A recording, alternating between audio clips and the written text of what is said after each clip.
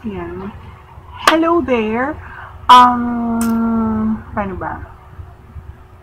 Papakita ko lang sa iyo laman ng Kikay Kit ko. So, ayun. Galing akong work ngayon and then napag-isipan kong i-updo tong hairstyle ko.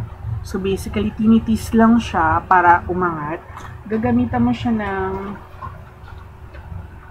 ng bonggang brush. Okay, di naman bongga. Kasi ako naman, I do believe na hindi kailangan mahal yung mga panggamit mo as long as na effective to sa'yo and kikerry sa'yo, okay yon. Okay? So, whether mapamahal or mapamura. Basta carry, diba? Ayun. So, since kauwi ko lang galing work, ito muna una kong papakita. Ito ang aking makeup remover. Ayan.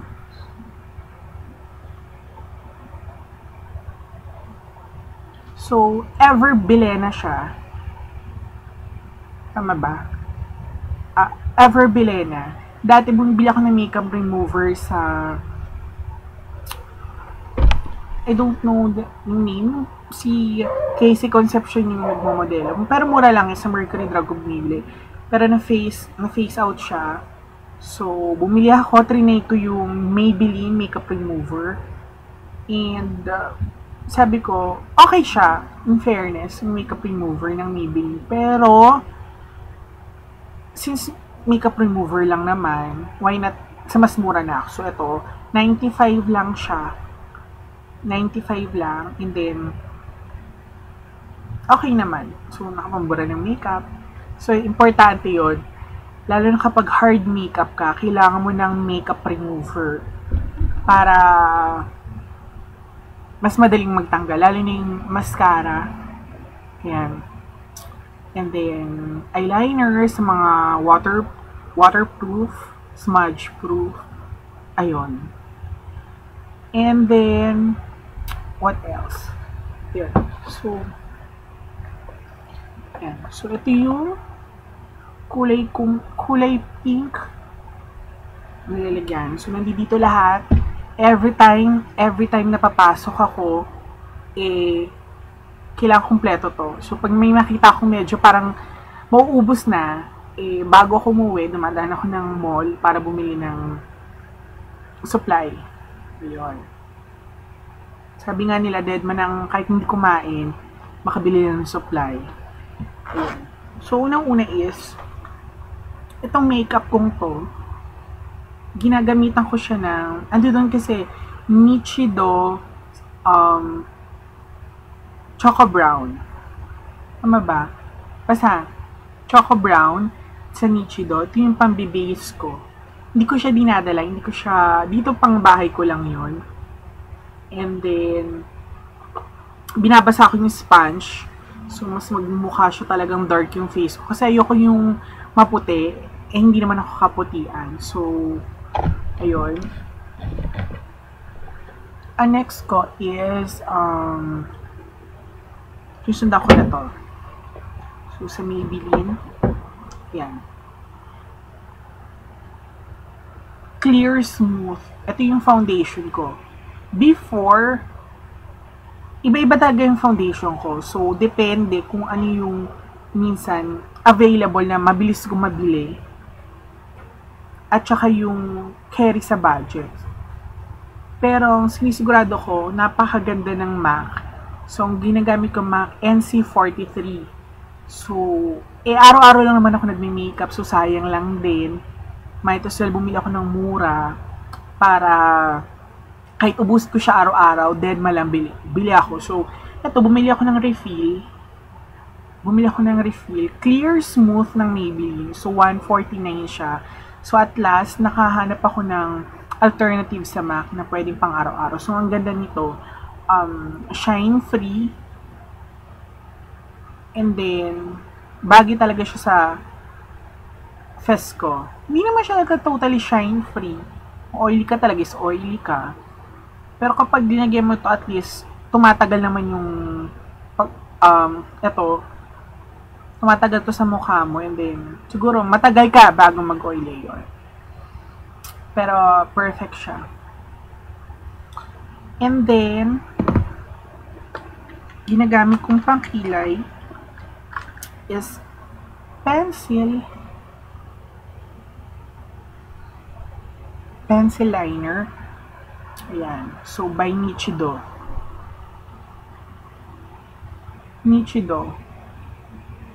Ang maganda dito is maganda siyang pangkilay.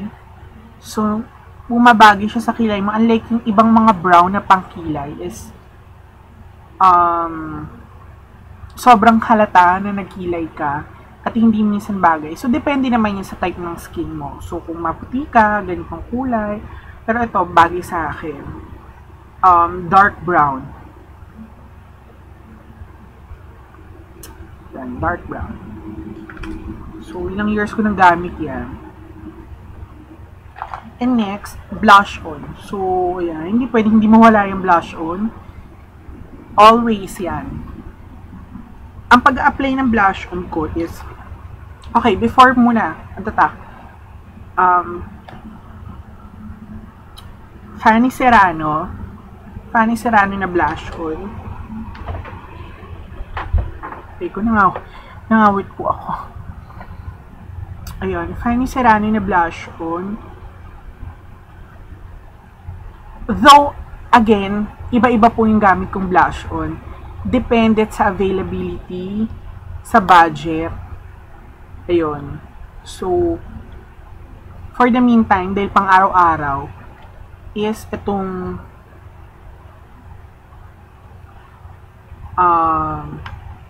Fanny Serrano. Masyadong dumigil niya.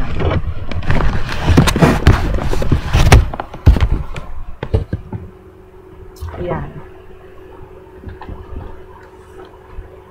Fanny Serrano. Actually, maganda yung Fanny Serrano. Important din yung kailangan bumabagay din sa balat mo. Kahit ano pa, kahit mapa-Maybelline pa yan, mapa-Revlon, o Shimura. Basta as long as bagay naman sa skin mo, nagbe-blend, bumukhang natural. So, that's okay. That's fine. Pwede mo siyang bilhin. Mapamura pa yun o mapamahal. So, ito yung gamit ko siya ngayon. So, dati rin, MAC ako. But then, yun nga, kasi araw-araw ko naman ginagamit. Sayang. Nauubos din kagad. Ito, binili ko siya. Powder blush, cinnamon stick. Yan, bumabagay siya. Ang pag-a-apply ng blush yun is, lalo na, kung rounded yung face mo, or, yun nga, may katabaan tayo. Yan, so, ang hagod ng brush, pag ganun. Okay? Kasi sometimes, yung iba sa atin is, ganyan-ganyan lang, ganyan-ganyan, walang direksyon. So, ganyan, dito. Kahit sumayad na siya sa taas ng tenga mo, kahit sumayad na yun sa buhok, okay lang. Basta pag ganyan, pa down, so magmumukha siya talagang, ang effect niya lalo na sa gabi is parang kang, basta malalim yung dito mo. Yan. And then, after mong ganyan-ganyan, pwede mo na i-dump dito. Pwede ka nang, ayan, kahit ganyan-ganyan, para magpantay. Para most important, talagang ganyan. Pwede kang gumamit ng pang-contour na blush on. Effective din yun. Para mas lalo kang payat, tingnan. So, maraming mga beauty queens na ginagamit yung pang-contour. Maraming mga artista. Pero since papasok lang naman ako sa work, at everyday akong, pag nagre-retouch kasi ako, whole face ko, tinatanggal ko blush on ko. Of course, yung lipstick nandyan. So, fa-foundationan ko siya all over again. Mawawala yung concealer. Concealer, blush on. Yun. So, another, mag-blush on ulit ako. At hindi ako yung padikit-dikit lang. So, whole face ako. And then, ayan, start again ako, ba-blush ulit ako.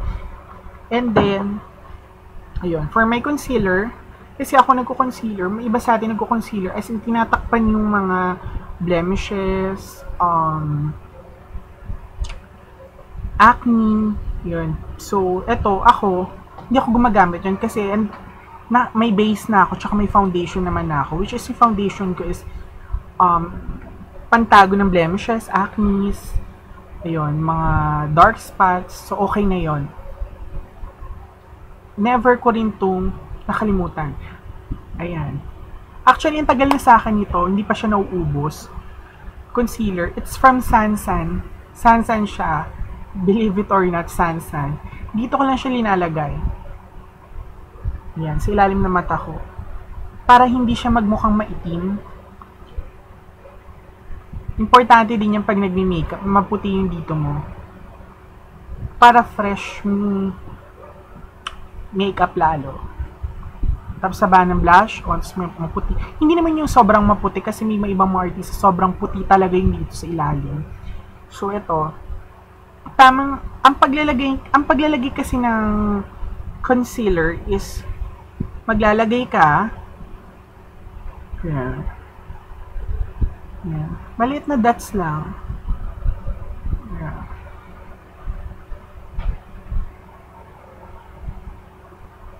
Tapos pagkakalat mo siya, ganyan lang.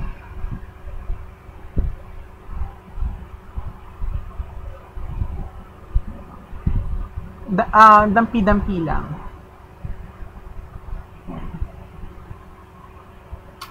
Ganyan lang. So, hanggang dito lang. Yan, dito. Hanggang dito. Yan. So, yung blush on mo, nandito pa rin, of course. Pag medyo napansin nyo, mas bumaba tong concealer, umoe, blush na nyo lang, ganyan. And then, again, pag ganun dapat, pag ganun. Ayun. And then, ang pinaka-favorite ko, ayan, is mascara. Hindi ako mabubuhay ng walang mascara. Pero, may mga times na hindi ako naka-mascara kasi tinatamad ako mag-makeup. So, ito ang favorite ko. Pag nagmamaskara ako, yung tipong ginanahan ako mag-mascara, gusto ko lengthening. Mahaba talaga yung mascara ko. And then, volumizing na rin siya. Merong mga mascarang lengthening at volumizing at the same time. Pero ina-advise ko sa inyo, based sa aking experience, sobrang tagal ko na nag-makeup, mahirap wala kang maasahan na mascarang vino-volumize niya at yung humahaba rin at the same time. Ang secret doon is, kailangan dalawang mascara gamitin mo. Isang volumizing at isang lengthening. Pag pinagsabay mo yung dalawang yun, perfect. So, kailangan ganun talaga. So, ito yung first ko mascara. Ito yung pinaka-base ko. Ito yung Maybelline. So, Extreme Stiletto. So, I've tried na maraming mga mascara. Even MAC, even Revlon, lahat-lahat, swear. Ito, pumperfect siya. So far, ito yung pinaka-pumperfect sa akin. So far, ha. Mahaba siya. Maybelline Long Extreme Stiletto. Mahaba naman yung mascara mo. Ang technique ng pag-a-apply ng mascara is magmula sa ilalim. Okay? Tapos, and then, i-wiggle mo yung brush and then pa-up. Kasi, once na ginagano mo, lalong humahaba yung mascara. Okay? So, yung dulo, nalalagyan siya. So, parang nadadagdagan. Ayan. Nadadagdagan yung pilik mata mo. And then, after nyan, syempre, pag naglagay ka nyan, sundan mo kagad yung volumizing. Volumizing. Ito, kahit ano naman gamitin yung mascara eh.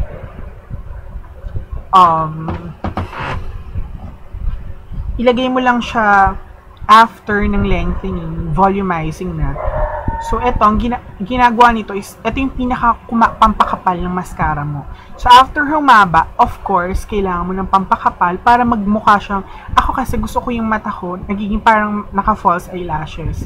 So, ito, pampakapal. So, ayun. So, pag nanonotice nyo, ang kapal nung mascara ko. So, okay lang sa akin kahit mag-clump siya or yung parang namumuo. Dead ma ako doon. Basta as long as na magmukha makapal yung mascara ko, okay na sa akin yun. And then, don't forget, etong pinaka-importante, para humaba talaga yung pilik mata nyo, ito yung pinaka-sikreto is, kumuha kayo ng curlers, curlash, i-blower nyo, and then after nyo i-blower, siguro mga around 5 minutes, and then, patuyuin yung tanggalin nyo lang yung init, tanggalin nyo lang yung pagkano, kasi, i-curler nyo ulit yung pilik mata nyo. So, stay nyo siya doon, and then, well, hahaba yung pilik mata mo. So, again, kailangan i-blower mo muna yung pang-curler mo, curlash mo, and then, palamigin mo lang ng onte, and then, ilagay mo sa pilik mata mo. So, mas, curl siya, and then, hahaba rin siya. And then, nga pala, pag naglalagay ako ng mascara, if you want more dramatic look, pati sa babalagyan mo. Okay? Pero before putting that mascara, kung gusto mo mas bongga talaga, mag-eyeliner ka muna. Eyeliner, and then put ka nito. Or, the way around, pwede ka ring lagyan mo muna ng eyeshadow na black or brown, whatever kung yung eyeshadow mo sa taas, dito sa ilalim mo, idugtong mo lang dito, and then, lagyan mo ng black eyeliner, mas dramatic yung look na yun. Pero syempre, sa iba na gusto na light lang, pwedeng, after nyo ng mascara, pwedeng nyo lagyan sa baba. Ayan. So, mas maganda siya. And then, etong gilid ko, mahilig ako yan. Ang tawag dyan is yung iba tinatawag na eye check, checkline. Ayan. Yan ang gusto ko. Mas madrama. Mas madramang mata, mas more fun. Diba? Ayan. So, ito. Naglalagay ako nito. Liquid eyeliner. Ang mas magandang bilhin ng liquid eyeliner is yung matigas yung dulo. Para mas kontrolado mo yung pagguhit dun sa mata mo. Kasi, tendency kapag yung mas malambot, hindi mo siya kumbaga parang sa pencil, mas kontrolado mo kapag matigas pa or mas matulis yung dulo. Okay? Para kapag gusto mo siyang sa bandang dulo, what do you call this? Ibe-bend mo pa or parang pa U-shape, makokontrol mo siya. Diba? At, ang technique din dyan, one of the techniques sa pag-eyeliner, yan, is sa mga technique ng pag-eyeliner is, para makagawa ka ng perfect na checkline, lagyan mo muna ng liquid eyeliner hanggang dito lang. Okay? Hanggang dito lang. So, after mo lagyan hanggang dyan lang, lagyan mo na rin, sundan mo na siya lagyan mo na sa dulo. Kasi yung iba, before, ang technique ko, linalagyan ko siya until, ayan, hanggang sa dulo na talaga, dire-diretso. Ngayon, hanggang dito lang muna, and then after dyan, lalagyan ko na siya dudugtungan ko na siya ng maliit na, ayun, na parang pa-check dito. Idudugtong ko na siya dito sa sa ilalim. Pwede mo siya idugtong or pwede hanggang dito lang din. Lagyan mo lang ng pa-check. Para mas kontrolado mo kung ano yung itsura. Kasi unlike yung idedire-diretso mo siyang guguhitan, and then pag ganun, dito, pag ginawa mo na siya, hindi siya magpa-perfect, hindi na siya magpapantay. So, iba yung pagkaguhit mo dito sa dito. So, mas maganda, lagyan mo hanggang dito lang parehas. And then, lagyan mo lang ng parang pa-check dito sa dulo. Yan. Para kontrolado mo kung parehas na ba sila. So, ayun. So, basically, ayun yung technique. And then, my favorite,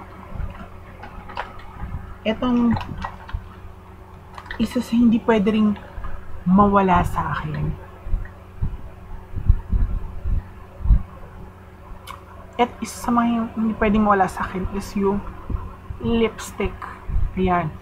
favorite brand ko ng lipstick. Hindi masyadong kita.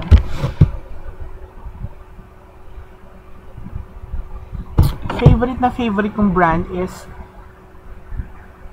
MAC. Sobrang nice ng lipstick nila. Sobrang nice. And then, ang ganda ng shade. Ang ganda ng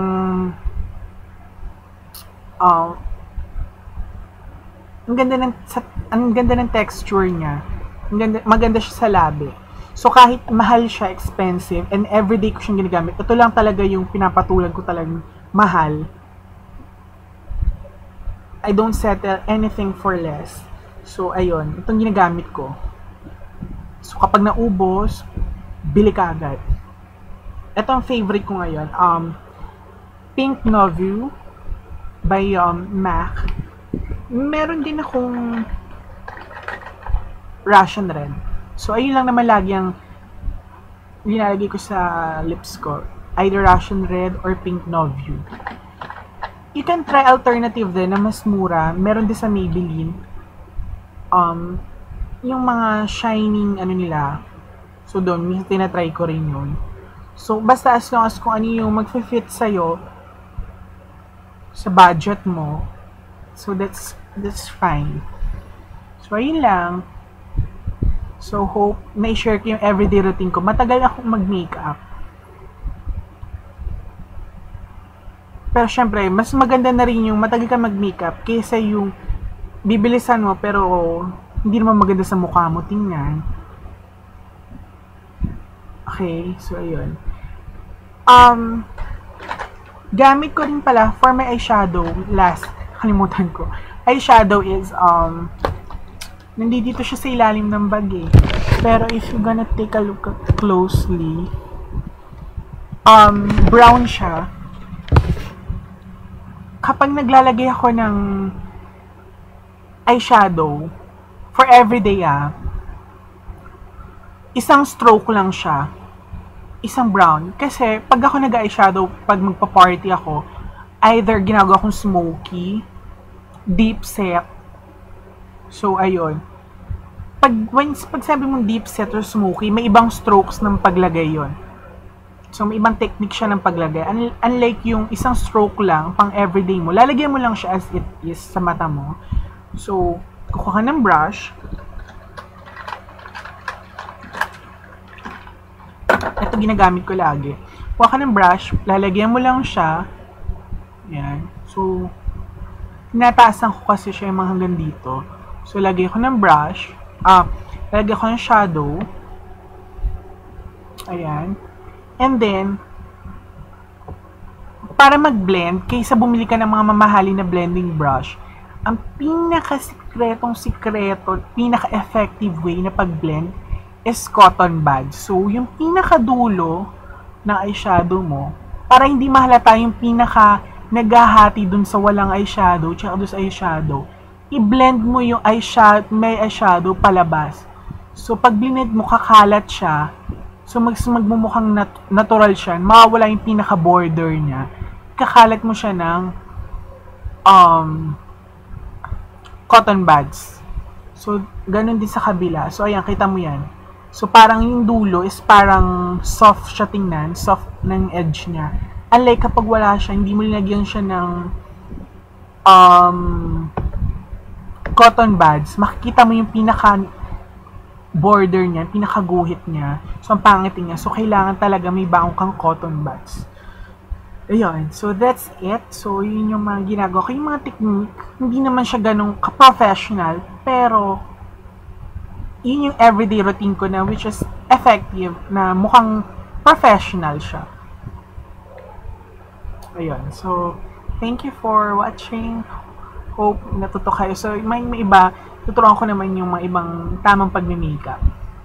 Ang gagawa ng mga ibang videos. So, thank you. Bye-bye!